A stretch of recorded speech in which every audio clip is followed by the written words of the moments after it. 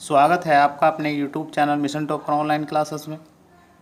हम बात करेंगे इंटर फिजिक्स चैप्टर नंबर 1 के एक अति महत्वपूर्ण क्वेश्चन की डेरिवेशन की, जो अब तक 20-30 साल का आप रिकॉर्ड देख लीजिए, लगभग हर वर्ष यहाँ से क्वेश्चन पूछा जाता है। आइए इसको देखते हैं बिल्कुल आसान तरीके से। देखिए, विद्युत द्विध्रुव के कारण विद्युत क्षेत्र की तीव्रता हम दो स्थितियों पर ज्ञात की जा सकती है। दो प्रकार हैं जिन पर हम विद्युत द्विध्रुव के कारण विद्युत क्षेत्र की तीव्रता ज्ञात कर सकते हैं।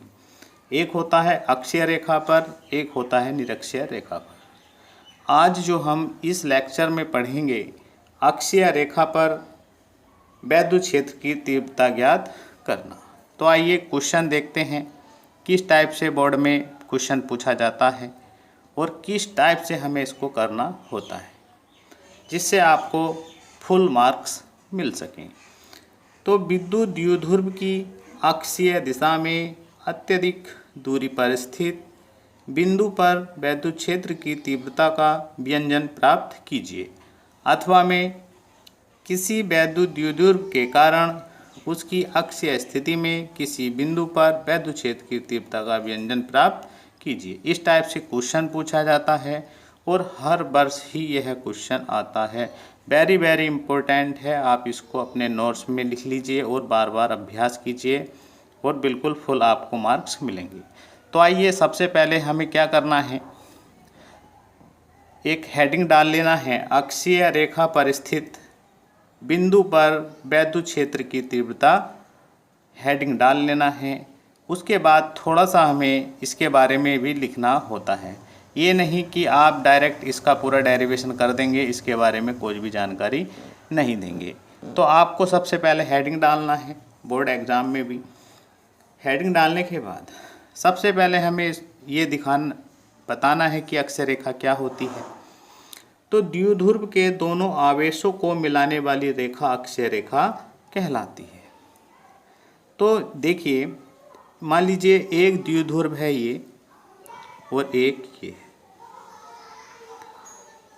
तो दो द्विध्रुव के दोनों आवेशों को, तो आवेश मान लीजिए इस पर क्या है, माइनस का क्यू आवेश है, इस पर कितना है, माइनस का क्यू आवेश है, और इस पर कितना है, प्लस का क्यू आवेश।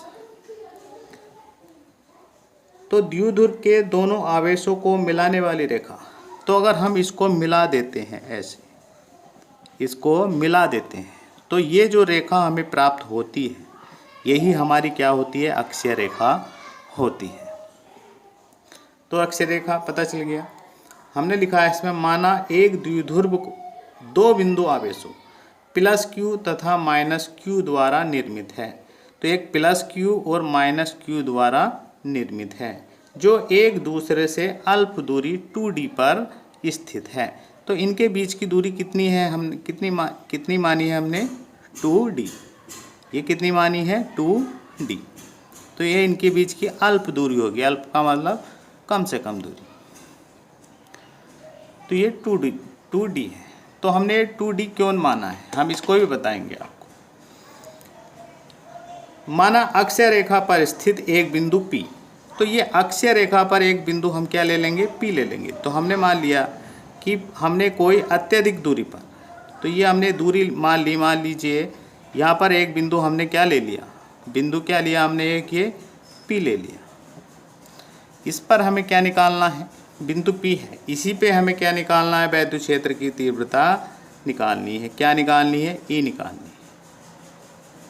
तो हमने लिखा है, माना अक्षीय रेखा पर स्थित एक बिंदु P। तो अक्षीय रेखा पर स्थित क्या है, बिंदु P है।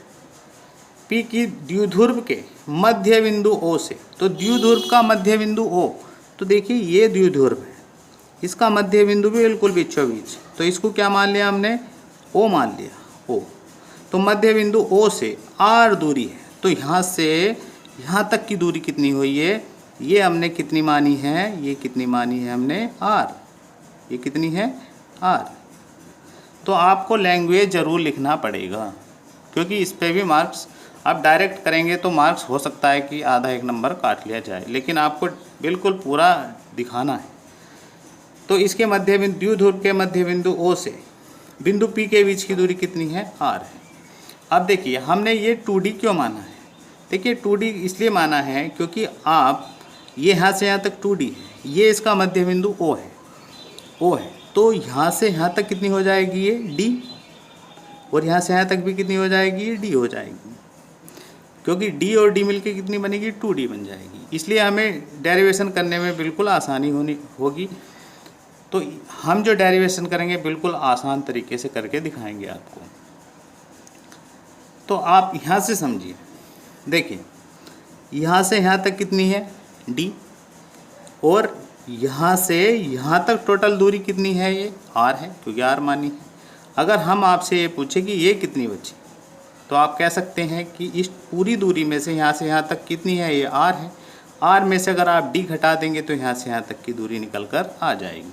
अगर हमें पूरी दूरी चाहिए तो क्या होगा, यहाँ से यहाँ तक तो r है, और इसमें को d अगर आप जोड़ देंगे तो यहाँ से यहाँ तक पूरी आ जाएगी r जमा d। तो आइए इसको हम सॉल्व करते हैं। तो हमें जो है, हमें बिंदु P पर दोनों आवेशों के कारण वैद्युत क्षेत्र की तीव्रता ज्ञात करनी है। दोनों आवेशों के कारण, प्लस Q आवेश के कारण भी और माइनस Q आवेश के कारण भी। आइए देखते हैं। तो हम लिखेंगे बिंदु P पर, इसमें लिखेंगे बिंदु P पर प्लस Q आवेश के कारण वैद्युत क्षेत्र की तीव्रता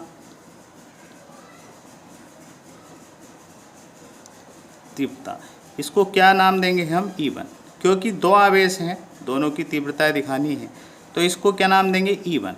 E1 बराबर क्या होगा, आपने पढ़ा होगा फार्मूला 1/4 पाई एप्सिलॉन नॉट, या 0 कह सकते हैं या नॉट कह सकते हैं, बटे Q/r²। अब r कितनी लेनी है, देखिए प्लस Q से लेना है, प्लस Q से कहाँ से यहाँ तक लेना है। आपको पता है यहाँ से यहाँ तक की दूरी कितनी है, ये यहाँ से यहाँ तक की r है। इसमें से अगर आप d माइनस कर देंगे तो आप यहाँ से ये वाली दूरी आपको प्राप्त हो जाएगी, ये कितनी बचेगी r माइनस डी। तो ये दूरी कितनी आ गई आपके पास, r माइनस डी। तो ये क्या लिख देंगे, r माइनस डी का होल स्क्वायर। ठीक है, तो ये समीकरण नंबर हमारी क्या बन गई, 1 बन गई।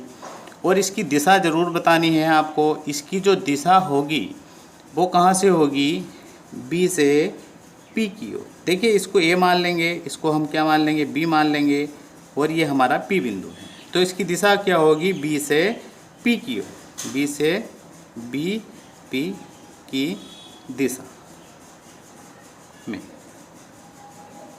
तो इसकी दिशा क्या होगी, B से P की ओर। तो ये हमारा क्या आ जाएगा, ये हमारी ये क्षेत्र, ये क्या आ जाएगा, यहाँ लिख देंगे हम E1। स्पष्ट है। आइए अब लिखेंगे बिंदु P पर माइनस Q आवेश के कारण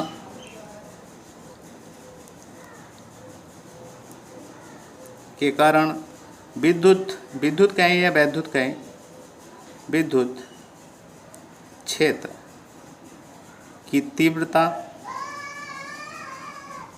ये क्या लिखेंगे हम, E2, क्योंकि E1 हमने ऊपर माना था प्लस वाले में, E2 कितना है, माइनस Q वाले में E2 माना, तो 1/4 पाई एप्सिलॉन नॉट, या 0 कहें, ये क्या आ जाएगा Q/, और यहाँ कितना आएगा, देखिए E2 का मतलब माइनस Q से ले रहे हैं, यहाँ से यहाँ तक की दूरी लेनी है हमें, तो यहाँ से यहाँ तक की r है, इसमें कोई ये अगर d जोड़ दिया आपने तो कितनी आ जाएगी, r जमा d, इसका होल स्क्वायर। ये क्वेश्चन नंबर हमारी क्या बन गई, 2 बन गई।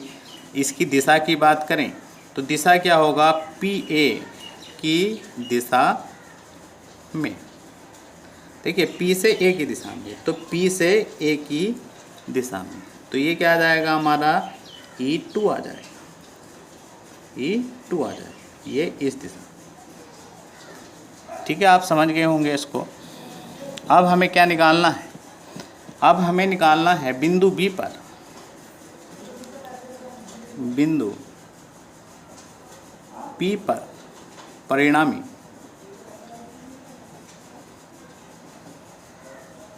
विद्युत क्षेत्र की तीव्रता। तो हम कैसे निकालेंगे तीव्रता? हमें क्या करना है, तीव्रता को क्या परिणामी निकालनी है, तो E मान लिया, इसमें क्या करेंगे E1 माइनस E2 कर देंगे। ठीक है, तो E1 कितना है हमारा, E1 कितना है, वैल्यू रख देंगे इक्वेशन नंबर 1 से। इक्वेशन नंबर 1 से वैल्यू रखेंगे 1/4πε0, और क्या है हमारा ये Q/r माइनस डी का whole square minus 1/4πε0 Q/r plus D का होल स्क्वायर। हमने क्या किया, इसकी वैल्यू हमने इसमें रख दी समीकरण 1 और 2 से। ठीक है, अब क्या आपको साफ साफ चमक रहा होगा, देखिए 1/4πε0 ये कॉमन है और साथ साथ में Q भी यहाँ से कॉमन निकल रहा है। देखिए, तो ये हमने Q भी कॉमन ले लिया, तो क्या बचा 1/r माइनस डी का होल स्क्वायर और माइनस के 1/r प्लस डी का होल स्क्वायर। देखिए कैलकुलेशन ध्यान से देखनी है आपको। अब हम जो है इसका एलसीएम ले लेंगे, तो 1/4πε0 Q ऐसे रहेगा, और एलसीएम जब ले लेंगे तो ये आ जाएगा r माइनस डी का whole square into r plus D का होल स्क्वायर। देखिए ये टर्म इधर पहुंच जाएगी, ये टर्म इधर आ जाएगी, तो क्या हो जाएगा r जमा डी का होल स्क्वायर माइनस ये आ जाएगा r माइनस डी का होल स्क्वायर। ठीक है, आइए देखिए ये क्या है 1/4πε0 Q। देखिए आप इसको अगर सॉल्व करेंगे तो काफ़ी जो है बड़ा हो जाएगा डेरिवेशन, तो आप ये जो है इसको अलग से सॉल्व करके भी देखेंगे तब भी इसकी वैल्यू कितनी आएगी, r की पावर 4 जमा d की पावर 4 आएगी। तो आप इसको डायरेक्ट ही लिखना है, क्योंकि वहाँ ये कैलकुलेशन करके नहीं दिखाना है।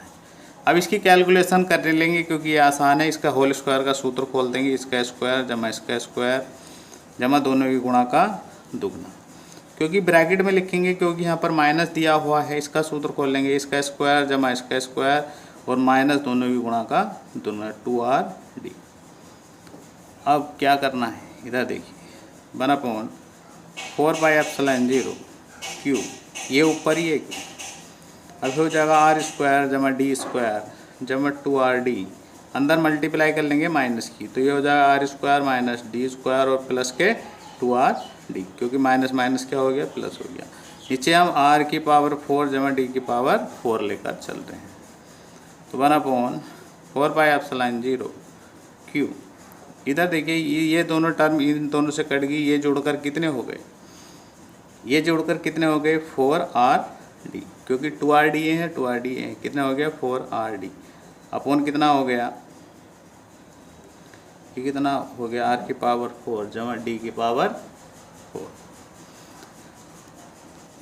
देखिए ये 1/4πε0 ये क्यू एस रहेगा। देखिए अब आपने ये पढ़ा होगा द्विध्रुव आघूर्ण P बराबर क्या होता है Q इंटू 2D, मतलब आवेश और उनके बीच की दूरी का गुणनफल ही क्या कहता है, विद्युत द्विध्रुव आघूर्ण कहलाता है 2D। तो हम इस फॉर्म में इसको बनाएंगे, तो Q इंटू 2D हमने इसके पास लिख दिया ऐसे, इसको तोड़ लिया हमने 2D में, और ये क्या रह गया 2r। देखिए 2 दूनी 4 और r भी ये रहा, d भी ये रहा, q भी रहा, बटे क्या बना है, ये बना r की पावर 4 जमा d की पावर 4,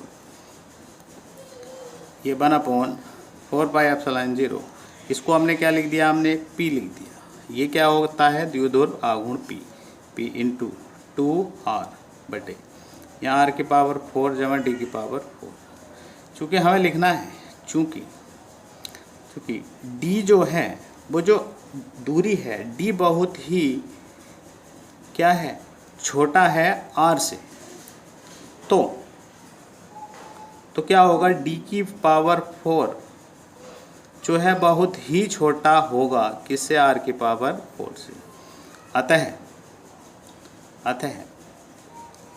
अतः d की पावर 4 को नगण्य मानकर